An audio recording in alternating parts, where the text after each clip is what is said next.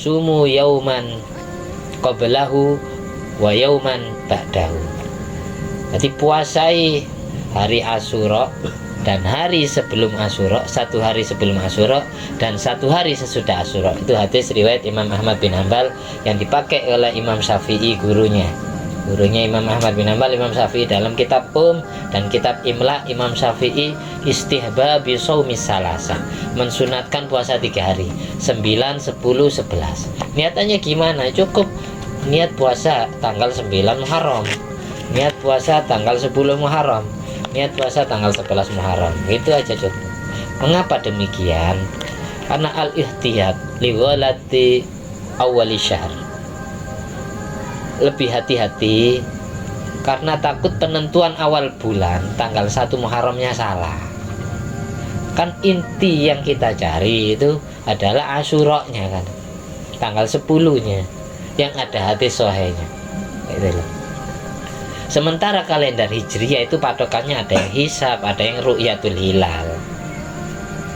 Setiap daerah, setiap wilayah tanggal 1-nya itu beda-beda penentuan tanggal 1-nya.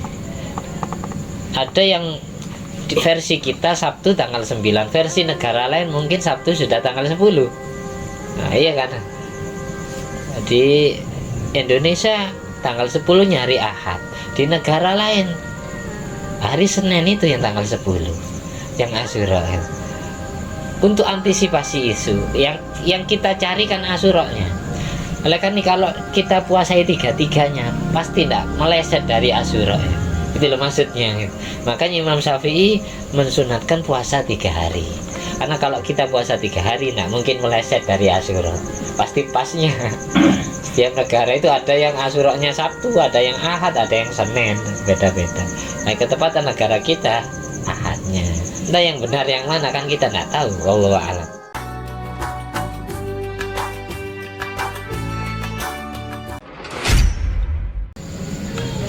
Assalamualaikum warahmatullahi wabarakatuh. Alhamdulillahirabbil alamin alladzi bi ni'mati tatimmus shalihat wa bi dzikri sulha'i tatanazzalu rahmat wal barakat wassalatu wassalamu ala sayyidi sadat sayyidina maulana Muhammadin qutbil qadat wa ala alihi wa sahbihi anjumiz zahirat amma ba'du. Rabbi syrah li sadri wa yassir li amri wa hlul 'uqdatam min lisani yafqahu qawli. Rabbi zidni ilma warzuqni fahma. Allahumma ftah alaina futuhal arifin waj'alna khalisatan liwajhikal karim. Allahumma rzuqna fahman nabiyyin wa ilhamal malaikatil muqarrabin. Allahumma nawwir qulubana bi nuri hidayatika kama nawwartal arda bi nuri syamsika. Rabbana anfa'na bima 'allamtana. Rabbi 'allimna alladzi yanfa'una. Rabbi faqina wa faqih ahlana wa qarabatin wa ashabin lana fi dinina. Allahumma salli ala Sayyidina Muhammadin wa ala ali Sayyidina Muhammad ma'danil judi wal karam ma'ba'il ilmi wal hilmi wal ikami wa barik wa sallim walhamdulillahi rabbil alamin. Bismillahirrahmanirrahim. Al-hikayah fil adab, beberapa cerita yang menerangkan tentang masalah adab tata krama. Nadhara Abu Ja'far Al-Mansur Amirul Mukminin Malikan fi masjidi Rasulillah sallallahu alaihi wasallam. Faqala lahu Malik, ya Amirul Mukminin, la tarfa' sautaka fi hadzal masjid fa innallaha ta'ala addaba qauman. Faqala ya ayyuhalladzina amanu la tarfa'u aswatakum fawqa sautin nabiyyi. Al-ayah surat Al-Hujurat ayat 2. Wa madaha qauman faqala innal ladzina yaghudduna aswatahum inda Rasulillah. Al-ayah surat Al-Hujurat ayat 3. Wa dhamma qauman faqala innal ladzina yunadunaka. Al-ayah Al-Hujurat ayat 4. Wa inna hurmatahu maitan ka hurmatihi hayyan fastakana laha Abu Ja'far Al-Mansur. Kitab Asy-Syifa juz 2 halaman 41. Dalam kitab Syifa diceritakan bahwa Khalifah Amirul Mukminin ini berarti Khalifah dinasti Bani Abbasiyah. Jadi Bani Abbasiyah itu berdiri sesudah lengsernya Bani Umayyah ke-1. Jadi mulai Nabi Muhammad SAW, terus digantikan Abu Bakar As-Siddiq, lalu digantikan Sayyidina Umar bin Khattab, lalu digantikan Sayyidina Utsman, lalu digantikan Sayyidina Ali bin Abi Thalib, lalu digantikan Sayyidina Hasan. Lalu ketika Sayyidina Hasan menyerahkan khilafah ke Muawiyah itu, mulai Abu Bakar sampai Sayyidina Hasan menyerahkan jabatan khalifah itu salasuna aman, sebagaimana sejarah 30 tahun masanya. Jadi khulafa ur-rasyidin, pewaris penerus Nabi itu cuma 30 tahun. Jadi mulai Sayyidina Abu Bakar As-Siddiq sampai Sayyidina Hasan bin Ali. Ketika jabatan khalifah ini diserahkan Muawiyah, ini sudah habis 30 tahun itu masa khulafa ur-rasyidin.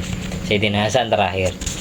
Ketika Sayyidina Hasan menyerahkan jabatan khilafah ke Muawiyah dengan perjanjian setiap tahunnya Sayyidina Hasan dapat jatah uang 100 dinar, tapi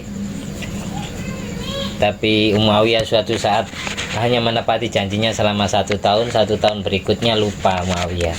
Akhirnya Sayyidina Hasan berhutang uang 100 dinar untuk menghidupi fakir miskin dari kalangan umat Islam.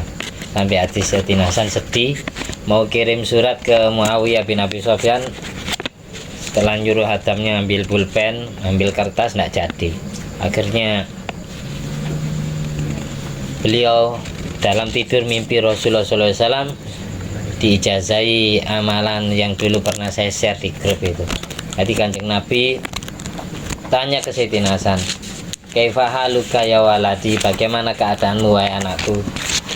Saya dengar-dengar kamu mau kirim surat ke Muawiyah, mau mengingatkan dana bos, dana sosial karena pejabat lupa.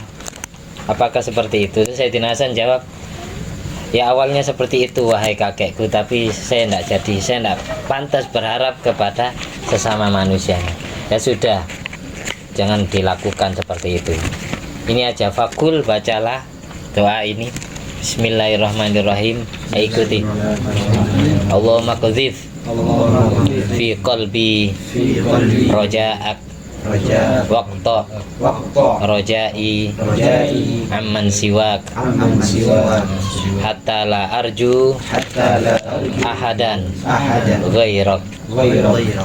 Allahumma wa ma dha'ufat anhu quwwati wa qasura anhu amali walam tantahi ilaihi raghbati walam tablughu mas'alati wala yajri ala lisani mimma a'taita. Ada satu riwayat mimma ataita ahadan minal awwalin wal akhirin minal yakin fa khussani bihi fa khussani bihi ya rabbal alamin. Kemudian Sayyidina Hasan mengatakan fa'alahtuhu, aku serius mengamalkan doa itu usbu'an, selama 1 minggu, 1 pekan, 7 hari Sayyidina Hasan mengamalkan doa itu. Kemudian setelah dapat 7 hari, Allah lancarkan rezeki Sayyidina Hasan, Allah lapangkan kesusahannya. Muawiyah bukan hanya ngirim uang 100 dinar, tapi malah 5 kali lipatnya, 500 dinar. Jadi artinya doa itu gini, ya Allah tuangkan di dalam hatiku harapan kepadamu, putuslah harapanku kepada manusia sesama makhluknya, sehingga aku tidak pernah berharap kepada siapapun kecuali hanya kepadamu ya Allah. Ya Allah, segala kekuatan yang mana aku lemah melakukannya, segala amal perbuatan yang mana amalku tidak dapat menjangkaunya, dan cita-citaku masih belum terhenti kepadanya, dan doaku, permintaanku masih belum tercapai dan tidak pernah terlintas di lidahku dari apa yang sudah Kau karuniakan kepada orang-orang terdahulu dan orang-orang sekarang, yaitu berupa keyakinan, yakin dijatah rizkinya, menganggap enteng musibah dunia dan menganggap berat musibah akhirat, maka khususkan keyakinan itu kepadaku ya Rabbal Alamin, wahai Tuhannya alam semesta. Doa ini diamalkan oleh Sayyidina Hasan, dijazakan sama Rasulullah. Hadisnya hadis mauquf karena pemberhentian terakhirnya di sahabat, di Sayyidina Hasan. Meskipun dalam mimpi itu diamalkan benar sama Sayyidina Hasan selama 7 hari, kemudian Allah lapangkan rezeki Sayyidina Hasan, Allah bayarkan hutangnya. Kalau bahasanya Sayyidina Hasan fa'alah tu berarti ngoyo, doanya betul-betul serius mengamalkan doa ini. Kan pernah saya share di grup, sampai lihat lagi ya, kalau bisa ditandai bintang jangan dihilangkan doa itu. Saya hafal karena saya ngamalkan berarti. Jadi meskipun pada saat rezeki kita lancar, amalkan itu doa ijazah Rasulullah langsung dari Sayyidina Hasan. Lafadznya seperti itu, jangan ditambahi, jangan dikurangi. Kita lanjut. Dari Muawiyah sampai Khalifah Bani Umayyah terakhir, Umayyah ke-1, Bani Umayyah ke-1, itu Khalifah Marwan bin Muhammad, Khalifah ke-14. Setelah itu baru digantikan dinasti Abbasiyah, yang dipimpin pertama Khalifah Abu Abbas As-Saffah. Kemudian digantikan pengikut selanjutnya yaitu Abu Ja'far Al-Mansur. Nah, ini Abu Ja'far Al-Mansur berarti khalifah kedua. Baru kemudian digantikan Khalifah Harun Ar-Rasyid, Khalifah Al-Ma'mun, Khalifah Amin, dan seterusnya sampai 36 Khalifah Bani Abbasiyah. Nah, kita lanjut. Jadi di era dinasti Bani Abbasiyah itu semasa dengan Imam Malik bin Anas, gurunya Imam Syafi'i yang punya mazhab Maliki. Memang Abu Ja'far Al-Mansur sama Khalifah Harun Ar-Rasyid dan Khalifah selanjutnya, Khalifah Ma'mun dan Amin, itu pecinta ilmu, senang ngaji, senang tanya ilmu kepada ulama. Makanya di sini bahasanya di kitab kita nadhara. Nadhara ini tukar pendapat, minta saran ke Imam Malik. Waktu itu yang jadi raja, yang jadi presidennya orang Islam Abu Ja'far Al-Mansur. Beliau ini munadhara, beliau tukar pendapat, minta saran ke ulama Madinah waktu itu, yaitu Imam Malik bin Anas. Ini ulamanya Darul Hijrah, imamnya Darul Hijrah atau Madinah Al-Munawwarah. Bahkan makamnya Imam Malik ini ada di dekat makam Rasulullah, tepatnya ada di Al-Baqi, dekat makamnya Siti Fatimah Zahra. Tapi kalau sekarang tidak bisa didekati, biasanya kita dari jarak 1 meter lah kalau ke makamnya Imam Malik. Di Al-Baqi makam sendiri, tidak punya teman, itu cuma Sayyidina Utsman bin Affan, sendirian makamnya, agak jauh. Tapi saya sarankan kalau ziarah ke Al-Baqi itu baca Yasin tahlilnya sambil jalan aja. Misal waktunya doa ya megang HP, polisi paling mengira kita selfie, padahal kita doa. Kalau selfie foto ya tidak dilarang sama polisi, tapi kalau doa didorong sama polisi, ditegur, dikira minta ke kuburan. Padahal kita doa kepada Allah biar diamini oleh orang-orang soleh. Karena ada hadis sahih bahwasanya 70.000 pemakaman Al-Baqi itu ahli kuburnya besok bangkit dari alam kuburnya kalbadri, seperti bulan purnama, wajahnya bersinar. 70.000 ahli Baqi itu besok bangkit dari alam kubur, wajahnya bersinar kayak bulan purnama. Jadi rata-rata waliullah makam Al-Baqi. Imam Abu Ja'far Al-Mansur, Khalifah Abu Ja'far Al-Mansur bertanya, tukar pendapat kepada Imam Malik. Pada saat itu munadharahnya terjadi di masjidnya Rasulullah, yaitu Masjid Nabawi. Faqala lahu Malik ya Amirul Mukminin. Akhirnya Imam Malik menegur, wahai Khalifah Amirul Mukminin, pimpinan orang beriman, la tarfa' sautaka fi hadzal masjid. Jangan kenceng-kenceng, jangan terlalu keras suaranya di Masjid Nabawi ini. Kalau tanya sesuatu ke saya, tidak usah teriak-teriak, tidak usah pakai nada suara tinggi. Karena apa?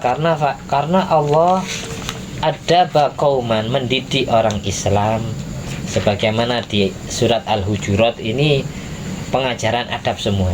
Ya ayyuhalladzina amanu, wahai orang yang beriman, la tarfa'u aswatakum, janganlah kalian tinggikan suara kalian, fauqa sautin nabi, melebihi suara Nabi Muhammad.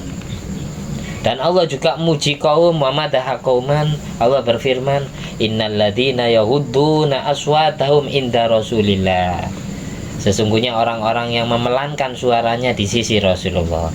Dan juga wadamma qauman, Allah mencela kaum, innalladzina yunadunaka, sesungguhnya orang-orang yang memanggilmu Muhammad dengan panggilan yang keras. Semuanya itu berarti tidak beradab. Orang yang beradab bersuara di depan Nabi, di pinggir Nabi, itu dengan suara lirih, tidak usah keras-keras. Ini adab dari Allah, diajarkan kepada umat. Nabi itu gurunya, gurunya umat. Jadi kita kepada orang tua kita, kepada guru kita, jangan sampai bersuara lantang melebihi suara gurunya. Ini adab yang diajarkan Allah kepada murid terhadap gurunya, pada sahabat-sahabat kepada nabinya, kepada umat terhadap nabinya. Karena apa? Alasan yang kedua, wa inna hurmatahu maitan, karena kehormatan Nabi Muhammad di saat Nabi sudah meninggal dunia, kahurmati hayyan, sama seperti kemuliaan Nabi Muhammad di saat Nabi masih hidup. Jadi tidak ada bedanya. Kita menghormati Nabi ketika hidup sama seperti kita menghormati Nabi ketika sudah mati, ketika sudah wafat. Karena ditegur seperti itu sama Imam Malik, akhirnya Khalifah Abu Ja'far Al-Mansur fastakana laha Abu Ja'far, beliau tunduk patuh kepada perintah Allah yang ada di Al-Quran itu. Abu Ja'far Al-Mansur khalifah yang bijaksana, pecinta ilmu. Dinasti Abbasiyah itu banyak yang pecinta ilmu. Tapi kemudian di era-era Khalifah Mutawakkil, Khalifah selanjutnya itu setelah Mutawakkil itu banyak yang lalim. Bahkan Sayyidina Imam Ahmad bin Hambal itu sampai dipenjarakan gara-gara suruh fatwa bahwasanya Al-Quran itu makhluk Allah, tapi beliau tidak mau. Imam Malik ini gurunya Imam Syafi'i. Ini adab.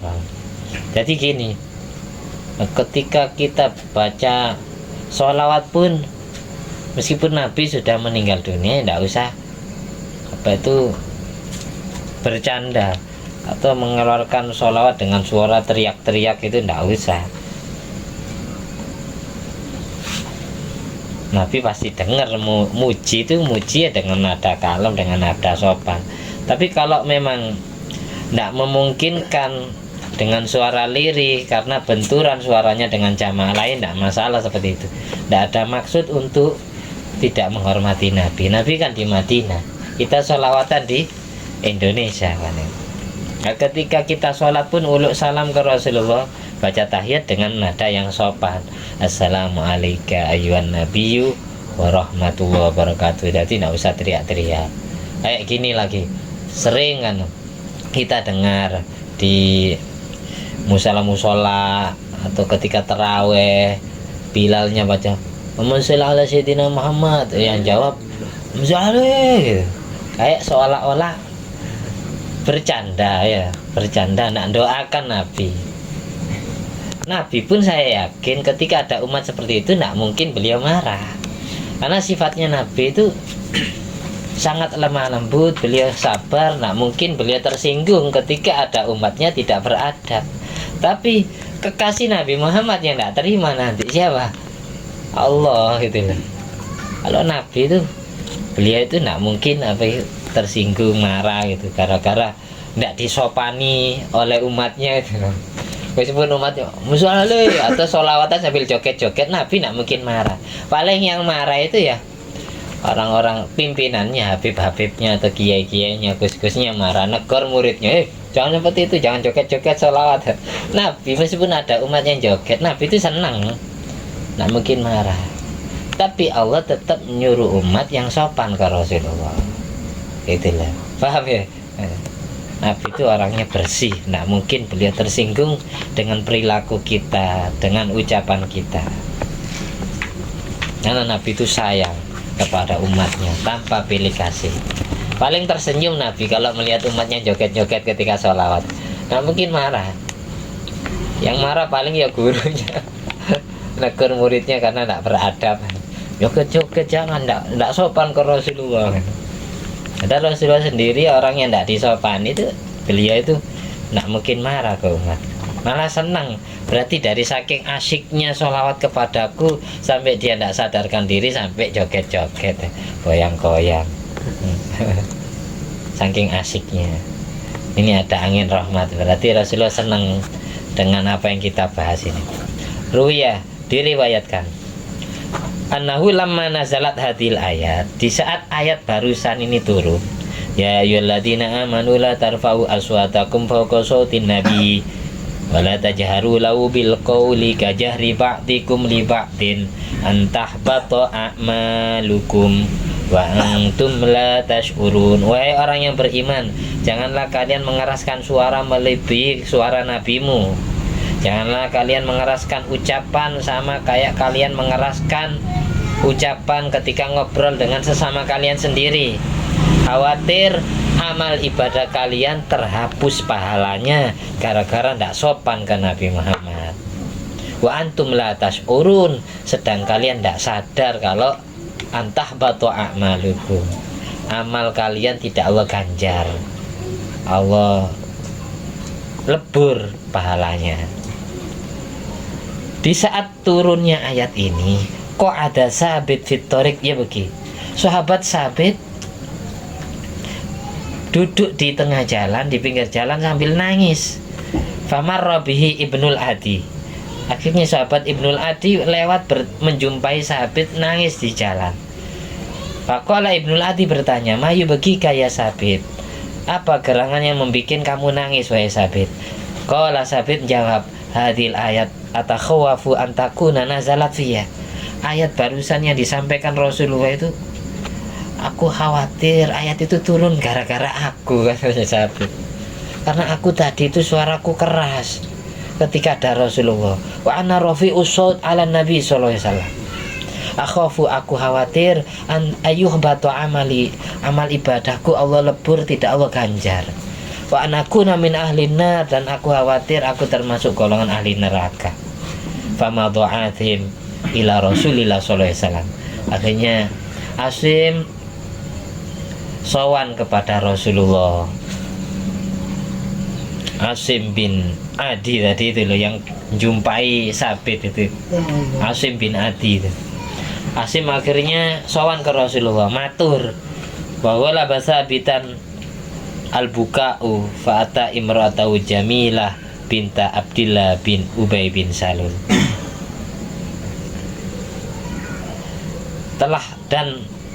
telah terkuasai, Sabit terkuasai rasa tangisan yang luar biasa, sehingga dia pulang menemui istrinya yang bernama Jamilah binti Abdillah bin Ubay bin Salul. Faqala laha, lalu Sabit pesan kepada istrinya, bilang kepada istrinya, idza dakhaltu baita farsi ya. Oh, farsi lemek, ini lemek. Fasuddi alayya dabbata bimismar. Kalau aku sudah masuk kamar tidurku, tolong kunci pintunya, kasih palang, kasih paku. Jadi kancing pintuku kamu tembel bimismar dengan paku. Jadi tolong dipaku ya, dipalang. Saya mau masuk ke kamarku, kamar tidurku. Fasuddi, kuncilah alayya dobba, kuncilah pintu itu bimismar dengan paku, kasih palang dengan paku. Wadorobat hu bimismar. Akhirnya istrinya Sabit yang nangis tadi gara-gara tersinggung dengan firman Allah, si istri membuat paku beneran. Fa'ata Asim Rasulullah sallallahu alaihi wasallam. Asim bin Adi yang tahu keadaan itu, beliau sowan kepada Rasulullah. Fa'akhbarahu khabarahu. Si Asim bercerita kepada Rasulullah tentang ceritanya Sabit. Faqala Nabi, Akhirnya Nabi Muhammad mengatakan gini, idhab, pergilah kamu ke rumah Asim, fad'uhu li, pergilah kamu wahai Asim ke rumah Sabit, fad'uhu, tolong panggilkan Sabit, kamu bilang dia saya panggil aku. Fad'uhu, tolong panggilkan Sabit agar menemui aku, katanya Rasulullah. Idhab, berangkatlah kamu, pergilah kamu Asim untuk datang ke rumah Sabit. Fad'uhu li, undanglah Sabit, ajaklah Sabit agar menemui aku. Faja'a Asim ilal makan alladzi ra'ahu fi. Akhirnya Asim datang menuju tempat yang mana dia berjumpa pertama kali dengan Sabit di jalan tadi itu. Falam yajidhu, tapi sayang di tempat itu si Asim tidak menemukan Sabit di jalan itu. Loh, tadi ada di sini, dia nangis, kok tidak ada sekarang. Faja'a ila ahli, akhirnya si Asim datang menemui istrinya Sabit, datang ke rumahnya Sabit. Wajadahu fi baitil farsi, si Asim menemukan Sabit ada di dalam kamar tidurnya. Faqala lahu, akhirnya Asim bilang kepada Sabit, inna Rasulullah sallallahu alaihi wasallam yad'u, sesungguhnya Rasulullah memanggilmu wahai Sabit. Faqala, akhirnya Sabit bilang, uksurit tubah, pecah palang pintunya, buka palang pintunya, pecah ya. Fa'ataya Rasulullah sallallahu alaihi wasallam, keduanya Asim dan Sabit sowan kepada Rasulullah, Faqala Rasulullah sallallahu alaihi wasallam, ya ma yubkika. Lalu Nabi bertanya, apa gerangan yang membuat kamu nangis wahai Sabit? Faqala, Sabit menjawab, ana sayyitun, saya termasuk orang yang banter suaranya Rasulullah, suara saya itu keras Rasulullah. Wa takhawwafu an takuna hadil ayah nazalat fiha, aku khawatir ayat itu turun gara-gara aku. Akhirnya Rasulullah menjawab, ama tardo an ta'isha hamidan, apakah kamu tidak rela hidup menjadi manusia yang terpuji dunia sampai akhirat? Wa tuqtala syahidan, dan terbunuh dalam keadaan mati syahid. Wa tadkhulal jannata, dan masuk surga. Faqala, Sabit menjawab, raditu bibusyrallah wa rasuli, aku rela dengan kabar bahagia yang datang dari Allah dan dari Rasulnya. Wala arfa'u sauti ala rasulillah abadan, dan aku tidak akan berani mengeraskan suaraku kepada Rasulullah selamanya. Akhirnya turun ayat berikutnya, Al-Hujurat ayat 3, innalladzina ghudduna aswatahum inda rasulillah, itu ini pujian kepada Sabit. Faqala Anas, sahabat Anas bin Malik menutup dengan ucapan, fakunna nandur ila rajulin min ahlil jannah yamshi baina aidina, kami semua para sahabat melihat seorang pria penghuni surga yang berjalan di hadapan kita. Ini keterangannya ada di kitab Sawi juz 5 halaman 329. Karena mumpung ada momen Asyura, mari kita baca pikiran Asyura. Nukilaan ba'di Sufiyat, dikutip dari sebagian ulama Sufi, inna man qara'a hadid doa fi yaumi Asyura lam yamut fi sanati, barang siapa yang membaca doa ini di hari Asyura, maka dia tidak Allah takdir mati di tahun itu. Wa man faragha ajaluhu lam yulhimhu Allahu ta'ala qira'atahu, barang siapa yang ajal patinya sudah jatuh tempo, sudah saatnya mati, maka hatinya tidak Allah ilhami untuk sempat baca doa ini. Jadi orang yang di tahun ini ditakdir mati, maka Allah bikin lupa hatinya, tidak mengingat doa ini. Wa huwa minal mujarrabat allati la syakka fi, ini termasuk doa yang mujarab, yang tidak diragukan. Doanya orang ditambahi umur, panjang umur. Mari baca bersama-sama. Bismillahirrahmanirrahim. Subhanallah mil'al mizan wa muntahal ilmi wa mablaghur ridha wa adadan ni'ami wa zinatal arshi walhamdulillah mil al mizan wa muntahal ilmi wa mablaghar ridha wa adadan ni'ami wa zinatal arshi la ilaha illallah mil al mizan wa muntahal ilmi wa mablaghar ridha wa adadan ni'ami wa zinatal arshi Allahu akbar mil al mizan wa muntahal ilmi wa mablaghar ridha wa adadan ni'ami wa zinatal arshi la haula wa la quwwata illa billah mil al mizan wa muntahal ilmi wa mablaghar ridha wa adadan ni'ami wa zinatal arshi la malja'a wa la manja minallah illa ilaih subhanallah adada syaf'i wal watri adada syaf'i wal watri wa adada kalimatillah at-tammati kulliha alhamdulillah adada syaf'i wal watri wa adada kalimatillah at-tammati kulliha la ilaha illallah adada syaf'i wal watri wa adada kalimatillah at-tammati kulliha Allahu akbar adada syaf'i wal watri wa adada kalimatillah at-tammati kulliha la haula wa la quwwata illa billah adada syaf'i wal watri wa adada kalimatillah at-tammati hasbunallah wa ni'mal wakil ni'mal maula wa ni'man nasir wa sallallahu ala sayyidina Muhammadin wa ala alihi wa sahbihi wa sallim ajma'in tasliman katsiran alhamdulillahi rabbil alamin al-fatihah ya kan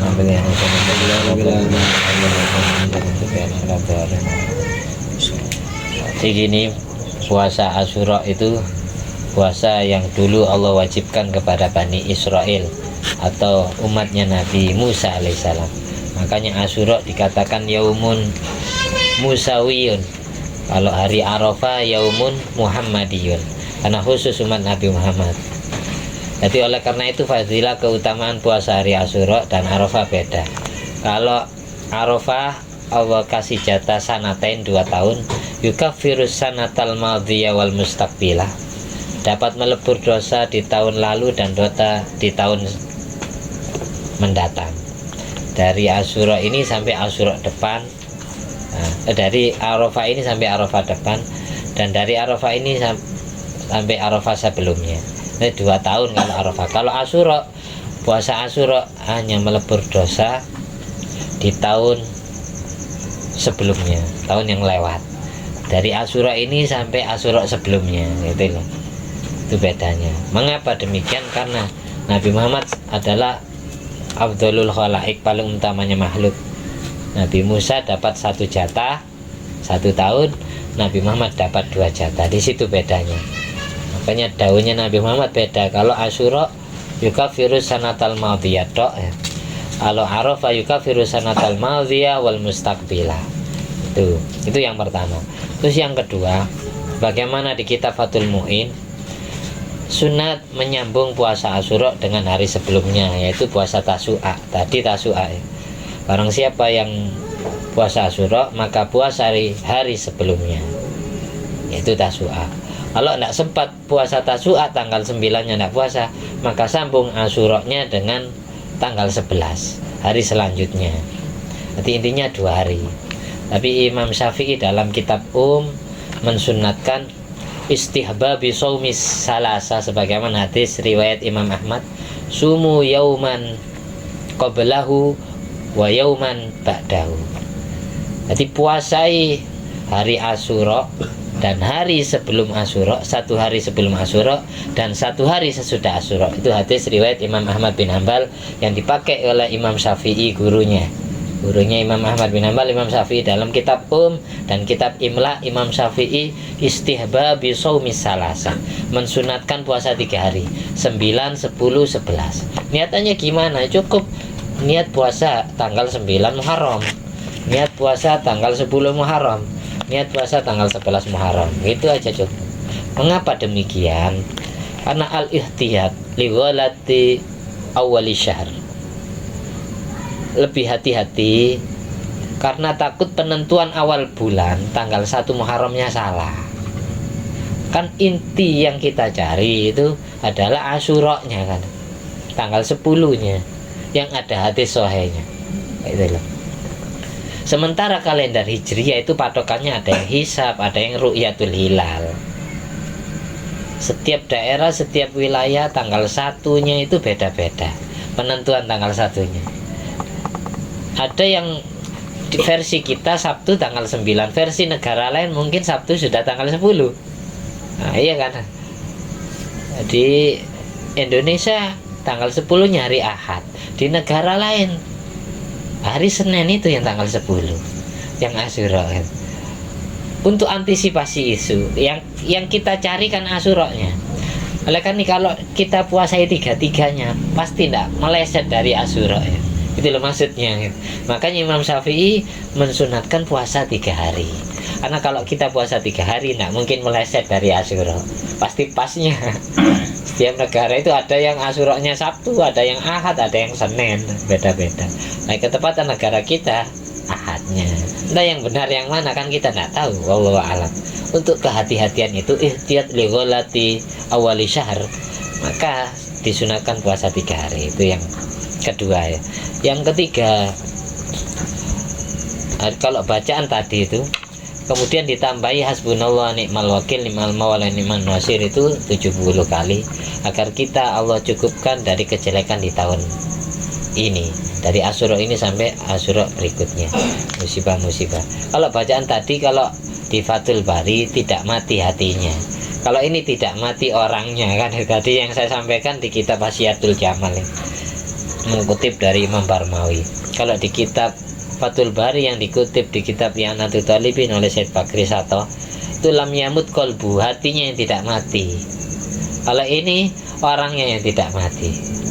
Ini tidak mati dari cahaya ilmu, cahaya iman dan ketakwaan. Terus amal berikutnya baca surat Al-Ikhlas Al-Famarat 1000 kali untuk memperbanyak gedung kita, kamar kita, hotel kita di surga. Orang baca 10 surat Al-Ikhlas itu dapat 1 gedung. Baca 20 itu 2 gedung. Baca 30 3 gedung.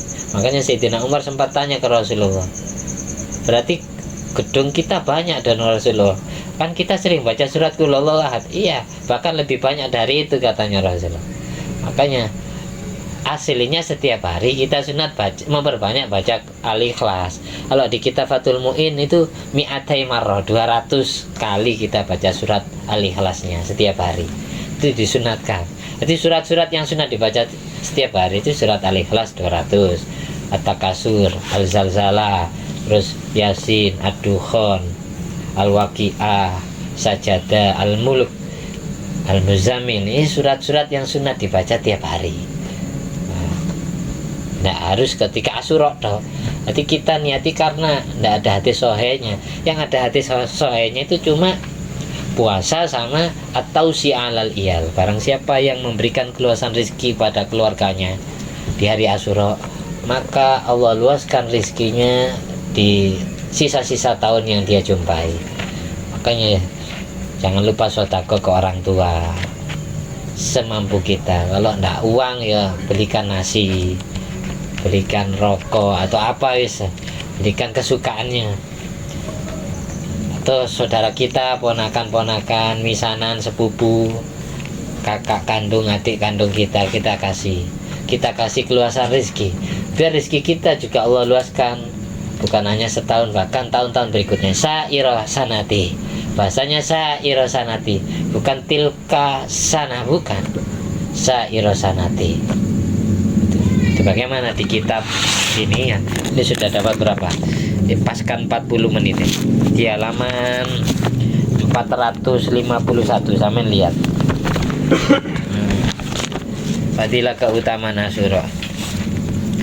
An Abi Sa'id radhiyallahu an, man wasa'a ala iyalihi yauma Asyura, barang siapa yang meluaskan rezeki kepada keluarganya. Keluarganya bisa anak istri, bisa orang tua, bisa kerabat di hari Asyura. Wasa'allahu alaihi fi sanatihi kulliha, maka Allah luaskan rezeki di tahun dia secara keseluruhan. Imam 451 dilihat. 451. Sudah ketemu, saya baca lagi. Ada riwayat di kitab Irsyadul Ibad 49 dari Abi Sa'id Al-Khudri radhiyallahu anhu, man wasa'a ala iyalihi, barang siapa yang meluaskan rezeki untuk keluarganya yauma Asyura, di hari Asyura, nah harus malam, bisa pagi. Sedekah yang bagus ya pagi. Wasa'allahu alaihi fi sanatihi kulliha, maka Allah luaskan rezekinya di tahun dia secara keseluruhan. Qala Imam Sufyan bin Uyainah, gurunya Imam Syafi'i, mengatakan jarrabnal amal bihadal hadis khamsina au sittina sana fawajadnahu kadzalik. Sungguh aku membuktikan kemujarapan mengamalkan hadis ini selama 50 tahun yang saya alami, 60 tahun saya alami, aku jumpai rezekiku lancar demikian itu. Setiap tahun, setiap Asyura aku memberikan keluaskan rezeki kepada keluargaku, dan aku tidak pernah Allah bikin susah dalam urusan rezeki, selalu Allah lapangkan. Aslinya mulai tadi tanggal 9, 10, 11, karena kita tidak tahu kan hari Asyuranya yang mana yang benar. Jadi tanggal 9, 10, 11 itu sedekah, memberikan keluasan rezeki kepada keluarga, gitu loh. Pasti pas Asyuranya. Ini Imam Sufyan ibnu Uyainah ini membuktikan kemujarapan hadis ini, mengamalkan hadis ini selama 50 tahun dan 60 tahun. Beliau selalu mengamalkan dan terbukti nyata.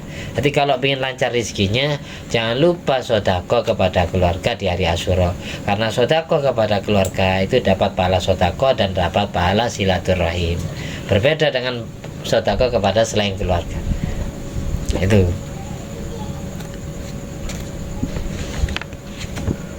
Ini diceritakan di Tufatul Habab, da Habib Hamid bin Alwi Al-Haddad, akhul Habib Abdullah Al-Haddad, lama hadara qira'ata fadaili Asyura bi Masjidi Ba'alawi wa sami'a fadla shadaqa fi dzalikal yaum kharaja ila baitihi falam yajid ma yatasaddaq bihi.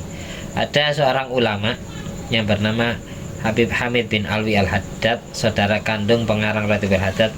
Beliau pada saat hadir ikut pengajian yang menerangkan tentang keutamaan hari Asyura di Masjid Ba'alawi, beliau mendengar keutamaan sedekah di hari itu. Akhirnya beliau pulang ke rumah, tapi sayang beliau tidak menemukan sesuatu yang berhak beliau sedekahkan ke orang, ke keluarga. Fa akhadha thiyaba ahlihi wa tasaddaqa biha. Akhirnya beliau mengambil pakaian istrinya dan pakaian itu disedekahkan.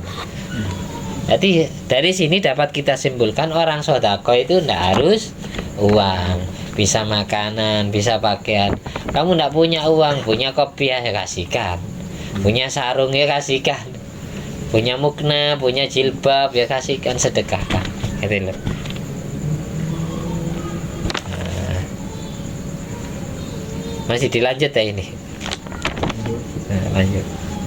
Terus diceritakan juga di negara Mesir ada seorang pria layam liku ila sauban wahidan, hanya punya satu pakaian. Fasolat subha yauma Asyura fi jami' Amr bin Al-As. Jadi di Mesir itu ada masjid jami' yang dibangun sahabat Nabi Amr bin Al-As, namanya Masjid Amr bin Al-As. Beliau pria yang hanya punya satu pakaian itu sholat subuh pas hari Asyura di masjid tersebut. Faqala lahu imratun, ada wanita yang bilang kepada dia, pria yang hanya punya satu pakaian, "A'tini syai'an lillah asta'inu bi ala auladi." Tolong saya kasih sesuatu karena Allah. Aku mau menolong anak-anakku, dan sesuatu yang kamu berikan kepadaku nanti saya pakai untuk kebutuhan anakku. Qala na'am, akhirnya pria yang hanya punya satu pakaian itu bilang iya. Faraja ila baitihi wa antaza as-sauba. Beliau pulang ke rumah terus pakaian yang beliau pakai dilepas ya. Wa dafa'u min syikil bab, karena beliau sudah telanjang ngasih pakaian sedekah pakaian ke wanita itu dari sisi pintu. Karena tidak punya lagi apa yang disedekahkan. Jadi wanita nunggu di pintu pengemisnya ini, terus dikasihkan gini dari sela-sela pintu. Faqalat lahu albasakallahu min hulalil jannah. Semoga panjenengan Allah kasih pakaian-pakaian surga. Faro'atil kalaila fil manam haura ajamilatan wa ma'atufahatun la raihatun thayyibah. Kemudian si pria yang sedekah satu pakaian yang dia pakai itu di malam itu mimpi ketemu bidadari yang cantik. Yang bidadari itu membawa buah apel yang harum wangi.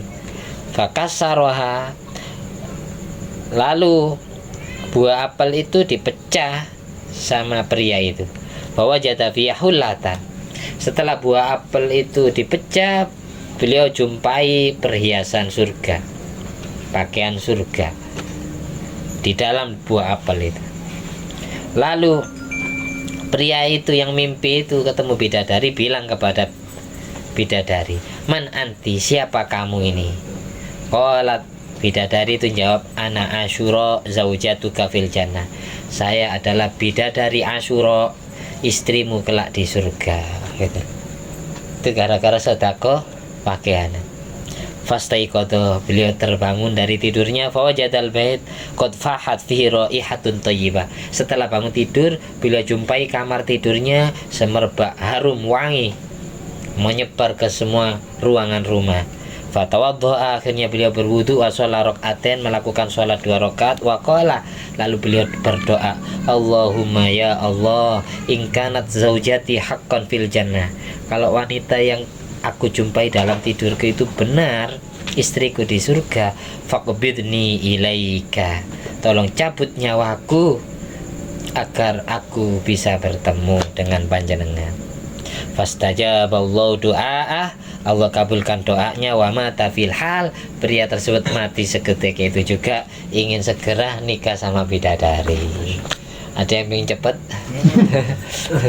Siapa ya? Turun mimpi ya. Oh, turun mimpi. Aliman. Sapi. Tadi dah. Ingin ketemu bidadari surga. Jadi Asyura itu nama bidadari surga. Intinya gitu. Guys, intinya jangan lupa sedekah di hari ini. Di pagi. Yaum itu berarti hari, harus malam. Nah, yaum harus malam. Dan bermanfaat. Terus jangan lupa baca kulhu itu 1000 kali ya, dicicil lah. Aslinya setelah sholat fardu 200 ya. 5 sholat fardu nyampe 1000. Kalau saya sudah kelar, saya sudah baca Al-Ikhlas 1000 ya. Al-Fatihah.